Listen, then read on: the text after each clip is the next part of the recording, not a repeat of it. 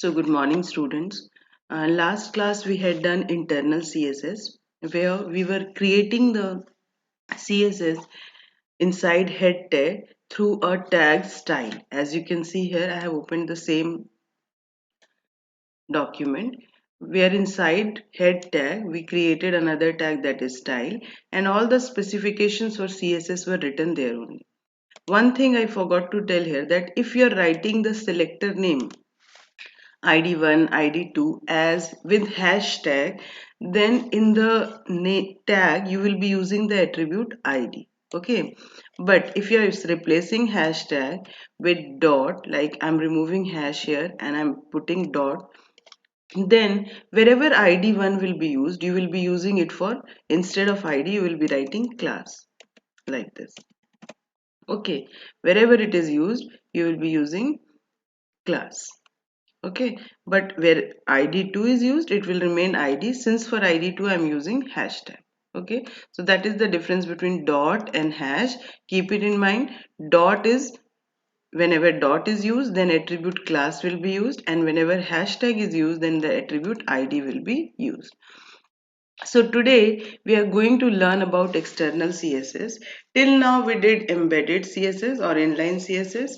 Then we completed internal CSS, and now the last topic is external CSS. In external CSS, the CSS file will be created in a separate file, and then we'll link that CSS file with the notepad or the HTML document. Okay, let's see how it can be done.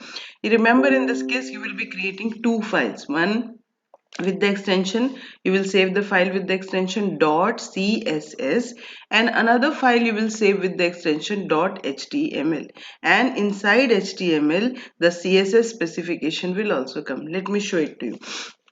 So first let's create that css file. So I am just copying it, cutting this part. Now for creating css, nothing you have to do, only that specification. Either you go with dot or hashtag. Suppose I am writing hash, then you will be using id attribute. Remember this, hash, and after that the name of the tag. Suppose id1, then curly bracket. I want to change the color, colon, the value, suppose it's blue, semicolon. Any other specification if you want to give, you can, like font. All that these properties are given in your book, text based, then paragraph based, then background based. All you have to do one by one. Font family, suppose it's Arial, semicolon. For decorating the font can be decorated with the help of, like, you can underline the text, you can overline the text, you can line through the text, you can blink the text. So let's use that font or text hyphen decoration given in your book. Okay, you can see it, you can refer to your book for this purpose. Decoration, I want to underline that, then underline. Any other specification after this if you want to use, you can. Then close the curly bracket. So this is the first specification I have provided. Now I'll save this file with the help of with the extension css. So go to file. Remember that both the files, HTML and CSS, should remain at the same place. So I'm going to save both at the desktop. Save as, give the name here. Any name can be given. Suppose I'm giving it as a.css. Extension should be CSS. Keep it in mind for the CSS file. Saved. Okay. Now create another file. File new. And here we'll start with the same, means all those options will remain same. Here make it as external CSS, external CSS. After that, instead of this style tag, we will be using link. Okay, so remove this, delete it. Now use link tag, link. Okay, what you're going to link, that specification you have to provide. 2 to 3 attributes of there are there of link tag. Let me tell you all. And link is not a container tag. Only you have to specify here what is the relation, what is the file name, all those things. So 3 attributes we are going to use here. Rel, that is relation. Then href, where the CSS file is located. Both the files are going to be there on the desktop. Only the name of the file in the href will work. Okay, so let's start. Link, then rel equals to, its value will always be style sheet. Within quotation mark, we'll give style sheet. Okay, then quotation closed. Space. What was the next attribute? href. Href, hyperlink reference. What was the name of the file just now we saved? a.css. It came comma. .css. And then here another attribute is type. What type of CSS you have? Many types are there, text based and then CSS based. So you have to give that also. Within, remember that this will remain static. You need not change it. Text slash CSS. So this line you have to write in head tag with three attributes. First attribute is rel style sheet, then href a.css type equals to text CSS. What had we used there? Hashtag we had used for that, and for hashtag the attribute is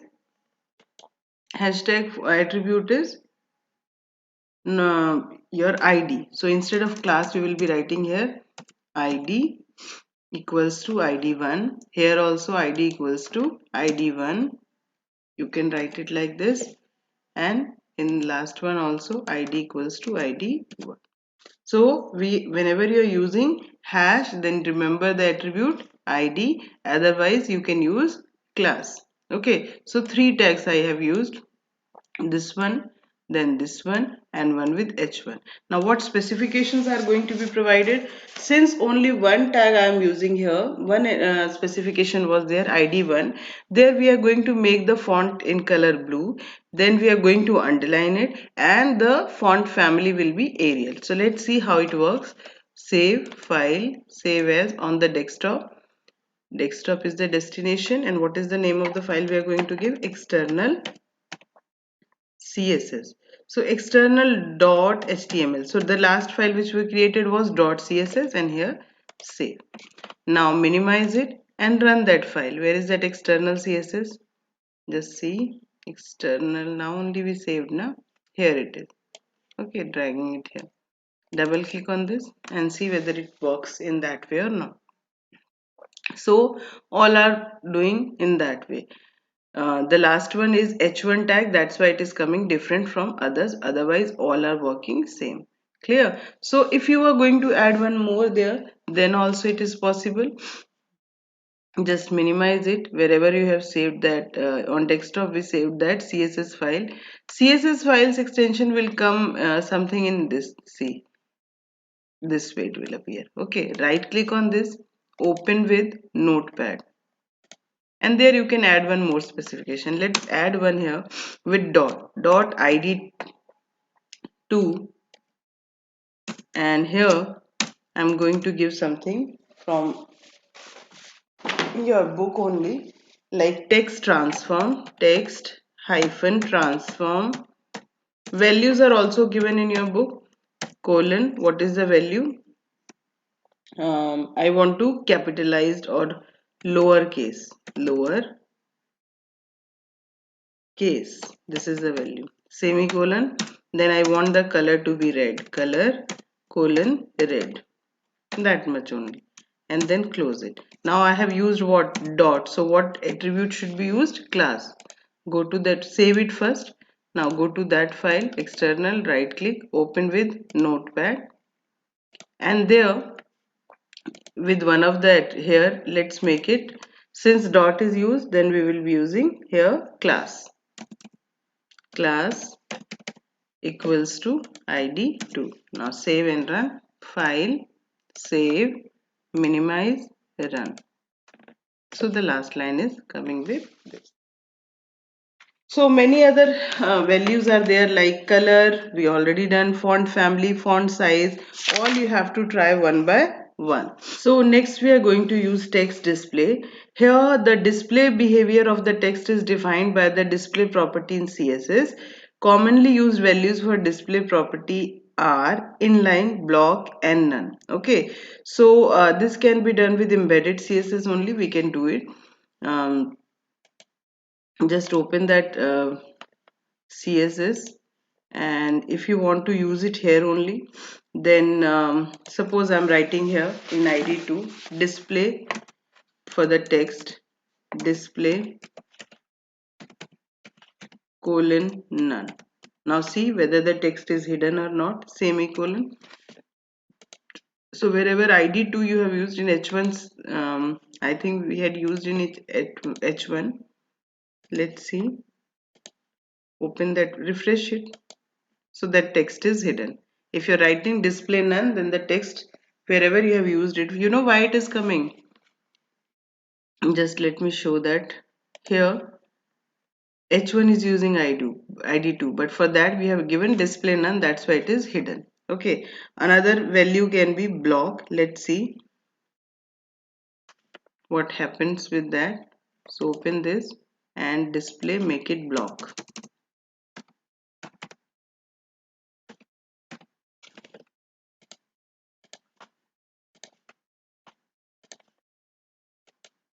So it will come like this. So the display property is used for text behavior, which you can use.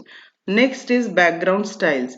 Background color we had used for BG color, then background image with the help of background attribute. Now how it can be done in CSS, that you have to see.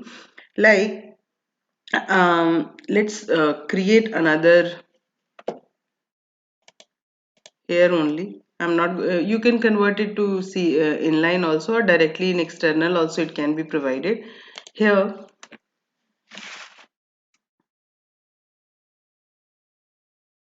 suppose I'm going to give background color, background hyphen color colon yellow, semicolon, and then file, save, and refresh your page. Can you see that particular, wherever you have used that ID1, it is coming yellow. Same way, if you want some background image, then here only we can give background hyphen image colon. After that you will be specifying URL and then name of the file. If you have any video, or sorry, any picture file, don't have, I think in downloads I had some.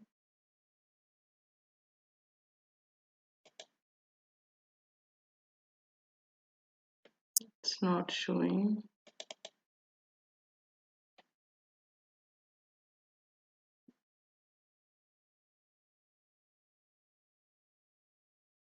So you can use it there. I don't have the image right now. I had saved it but not getting where it is.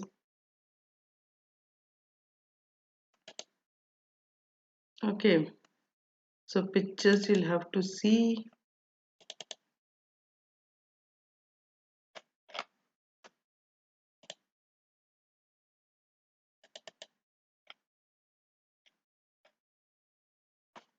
I had image folder, wait a minute.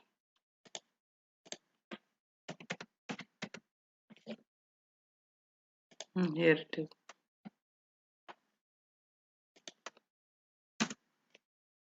This is the file. It is, just copy it and paste it on the desktop here, and directly we'll use it. Now see the extension of this, it is PNG. Okay, now how to use, just see here. Not in CSS we were writing URL, same location should be there, then only it can be directly used, logo.png.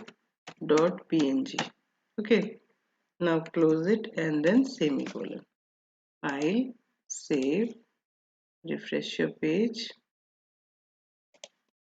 refresh. Can you see the image as the background? Okay, so this was how the image can be used in the background. Next is the border used for around the text. If you want to provide some border, how it can be used, In external CSS only I'll tell. You can convert it to internal CSS also as given in your book. So I want a border around the text of HTML, this one AD2. So I'll write here border after colon, the width I want it to be 5 pixel, px space, which color, solid green, colon. Okay, then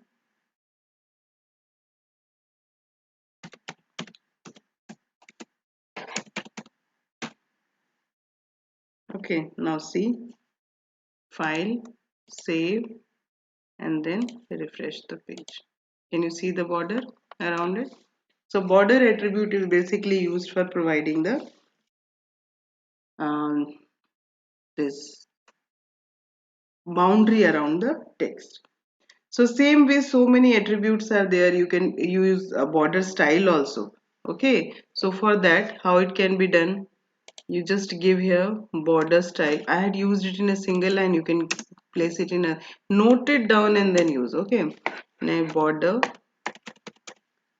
hyphen style, values are there. Suppose I want a double border, double I'll write, and then semicolon, save, and then you refresh the page. See the border outline. Okay, so this is how it can be done. Now along this video I'm going to post the exercise also. Do practice it, then only you will be able to do it. Okay, so thank you and have a nice day.